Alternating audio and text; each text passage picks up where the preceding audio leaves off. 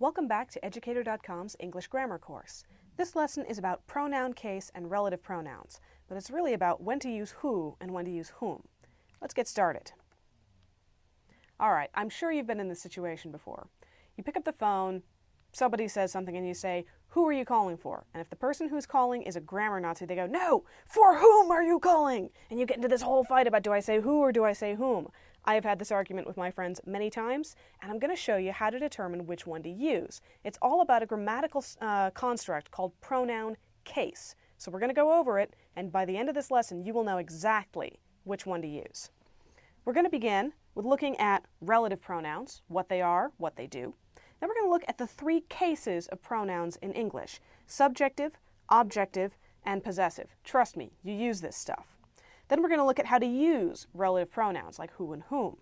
You're going to look at how to use them in comparisons, how to use them as modifiers, when to use we and when to use us, and finally, we're going to wrap it all up with who versus whom.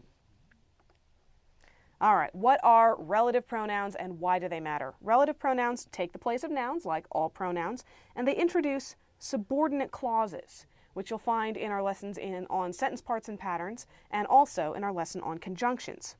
Now, there are different relative pronouns for different purposes. You use who, whom, whose, and sometimes that to refer to people. Those are the personal relative pronouns. You use which and that to refer to animals and to things, unless the animal is especially beloved. It's your beloved cat Fluffy, in which case, go ahead and use who, and if anyone gives you trouble, just yell at them. Use which for clauses that are non-essential. So, for example, I'm going to the laundromat, which is my favorite place for people watching. Well, you don't really need this whole clause here to understand the sentence. You could just say, I'm going to the laundromat. You use that with no comma. Notice this comma right here that always precedes which. You use that with no comma for clauses that are essential to the meaning of the sentence. I'm going to the laundromat that offers free soap. This tells you which laundromat you're going to, so it's essential. All right, pronoun case. English pronouns come in three major forms, or cases. They change their shape according to what they do in the sentence. The subjective case is used when the pronoun is the subject or subject complement of its clause. Now remember, the subject complement is the thing on the other side of the equal sign when you use a linking verb. Go check the lesson about linking verbs if you're unclear on that one. Subjective case pronouns include I, you, he, she, and it, we, you plural, they, and who. Now remember, you could use these, as any of them, as the subject of the sentence. I love cats. You love cats. He, she, or it loves cats. We love cats. You guys love cats. They love cats. Who loves cats? All right. The objective case, which is our second case, is used when the pronoun is the object of a verb or a preposition, or any time the subjective and possessive cases aren't called for. It's kind of our catch-all. So that would be me, you, him, her, it, us, you, them, or whom. So if you go back to our cats example, cats love me, cats love you, cats love him, cats love her, cats love it. It, I assume, would be catnip or cat food. Cats love us, cats love you guys, cats love them. Whom do cats love? In each of these cases, all of these pronouns are the object of the verb love. You can also use it as the object of a preposition. He gave the present to me, he gave the present to her, and so on. All right, the possessive case, which we're not going to get into too much because most people basically get it, is used to indicate ownership. My and mine, your and yours, his, her, and hers, its, note, no apostrophe, very important, our and ours, your plural, yours plural, theirs, and whose. Now, you use the subjective case when the pronoun is the subject or subject complement of its clause. Use the possessive to indicate ownership. Otherwise, when in doubt, use the objective. So, I hope they don't ask me too many questions. I, of course, is the subject of the sentence. Okay?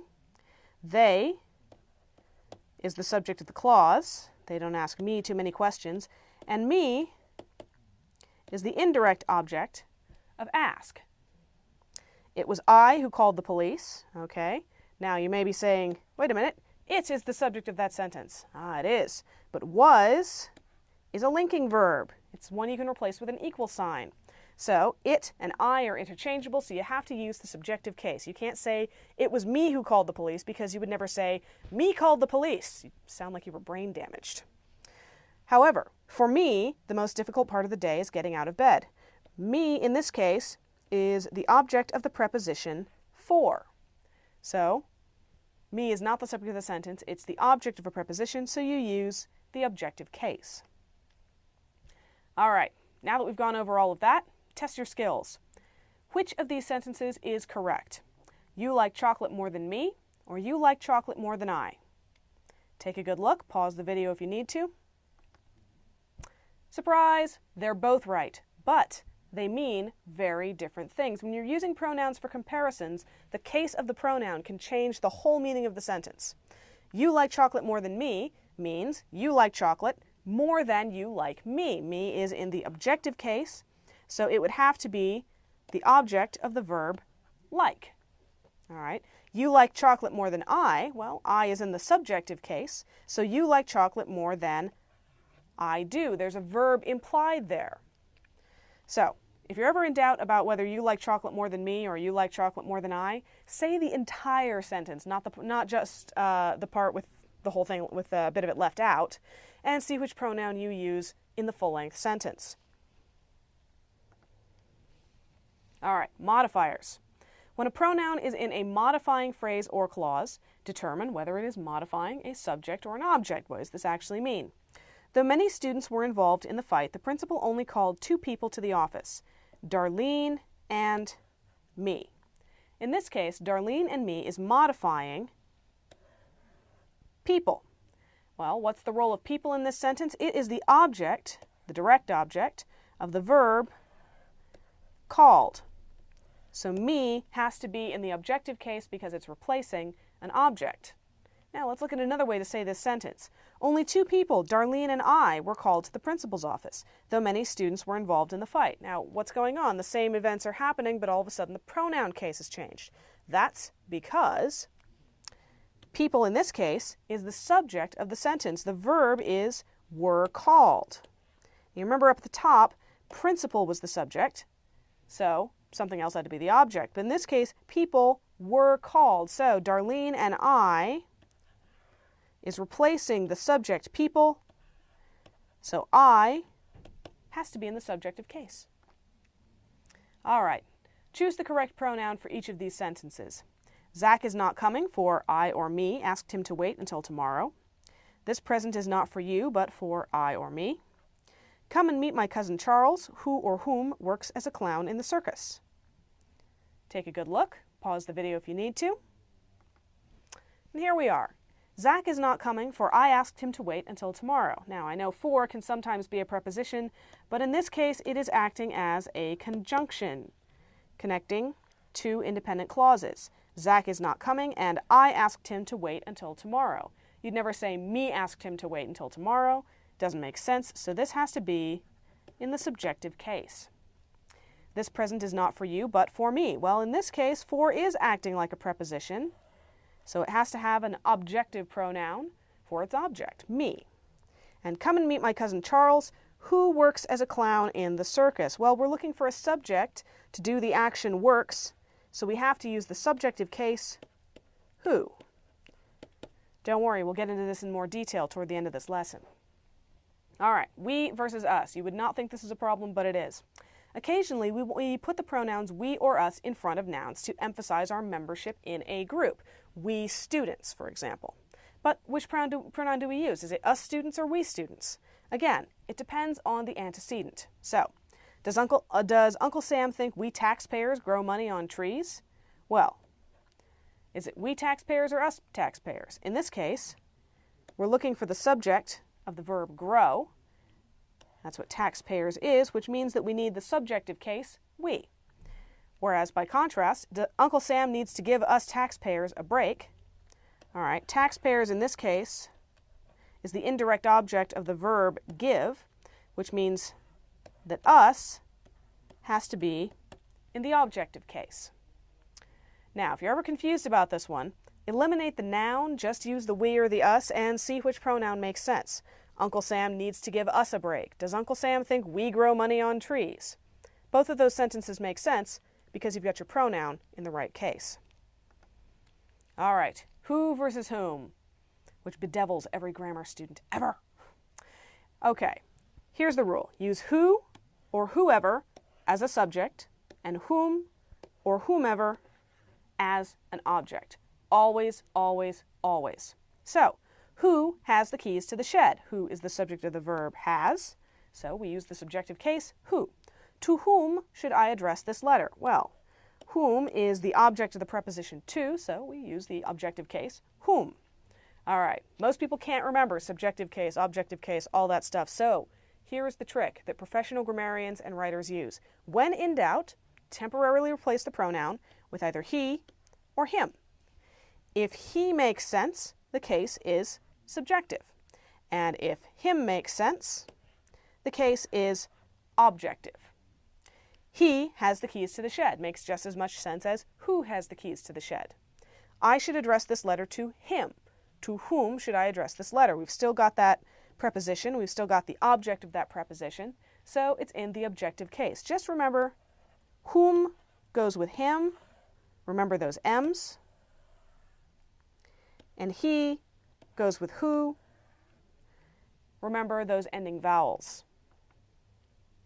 All right. See if you can find the correct pronoun to use in each of these sentences. The reason we or us clowns are not smiling is because we've been fired. Well, that's a bad day to be a clown. The flu shot will be given to whoever or whomever is most at risk. For who or for whom are you calling? Who or whom is this? You can't fool we or us amateur detectives. And whom are you going to ask to the prom? Take a good look. Pause the video if you need to. All right, the reason we clowns are not smiling is because we've been fired. Well, we wanted the subject of are not smiling. If you get rid of clowns, it would be we are not smiling, so we is the pronoun we need. The flu shot will be given to whomever is most at risk. In this case, the preposition to is our controlling factor. It needs an object, so we use the objective case, whomever. For whom are you calling? We have the preposition for. It needs an object, so for whom. Who is this? Is our verb. Who is our subject, so we use the subjective case. You can't fool us amateur detectives. Well, this is that we-us thing again. If you get rid of amateur detectives, you can't fool us. And it is the direct object of the verb fool. So you need the objective case. You can't fool us. Amateur detectives is just window dressing. And finally, whom are you going to ask to the prom? Now remember, in questions, sometimes the sentence order can be inverted. The direct object can come before the verb, and in this case, that's exactly what you're doing. Going to ask is our verb phrase. It requires an object, so we have the objective case, whom. All right, one last round of practice. See if you can figure out which pronoun is correct to use in each sentence. The boss will decide who or whom to hire. My mother, who or whom has a degree in early childhood education, will start teaching next fall. And finally, ask not for who or for whom the bell tolls, it tolls for thee. Take a good look. Pause the video if you need to. The boss will decide whom to hire. In this case, the verb is will decide, and whom is the direct object, so you need the objective case. My mother, who has a degree in early childhood education. Here we have a subordinate clause, and the verb has. Who is the subject of that verb, so it has to be the subjective case, or the subjective case. We'll start teaching next fall. And finally, ask not for whom the bell tolls, it tolls for thee. Well, the parallelism for whom, for thee indicates that we're using prepositions over and over. The preposition for requires an object, which means any pronoun that it refers to has to be in the objective case. For whom the bell tolls. And remember, you can just as easily replace him. The bell tolls for him. You could also say the boss will decide to hire him. That's how you tell when you can use whom. That's all for this lesson. Thank you for watching. Educator.com.